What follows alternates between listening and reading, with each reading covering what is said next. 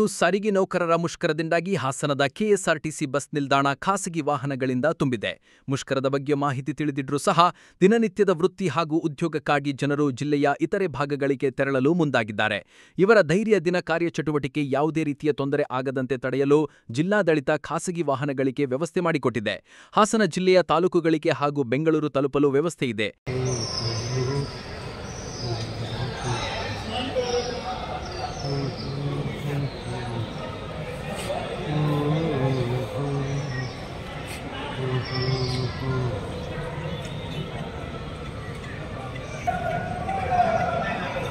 ನನ್ನ ಹೆಸರು ಪುಟ್ಟೇಗೌಡ ಅಂತ. ನಾವು ಇಲ್ಲಿಂದ ಚಂದ್ರಾಯಪಟ್ಟಣ ಆದಿಚುಂಚನಗಿರಿ ಐ ಟಿ ಕಾಲೇಜ್ಗೆ ಅಲ್ಲಿ ಲೆಕ್ಚರ್ ಆಗಿದ್ದೀವಿ. ಈಗ ಎಕ್ಸಾಮ್ ನಡೀತಾ ಇದೆ, ನಮ್ಗೆ ಹೋಗ್ಲಿಕ್ಕೆ ತುಂಬ ತೊಂದರೆ ಆಗ್ತಾ ಇದೆ.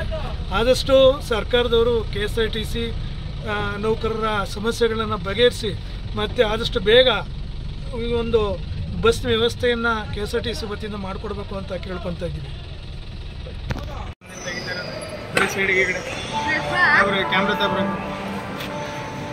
ಏನು ಫೀಲ್ಡಿಗೆ ಎಡಿಟ್ರೆಲ್ಲ ಫೀಲ್ಡಿಗೆ ಬಂದು ಅಭ್ಯಸ್ತಾ ಇದ್ದಾರಲ್ಲ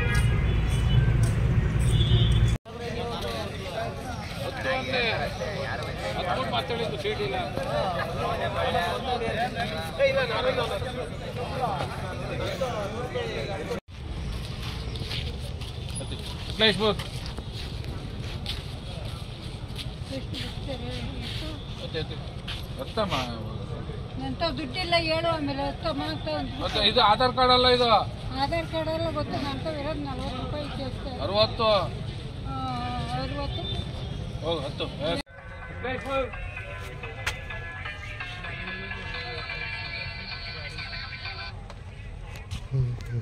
60.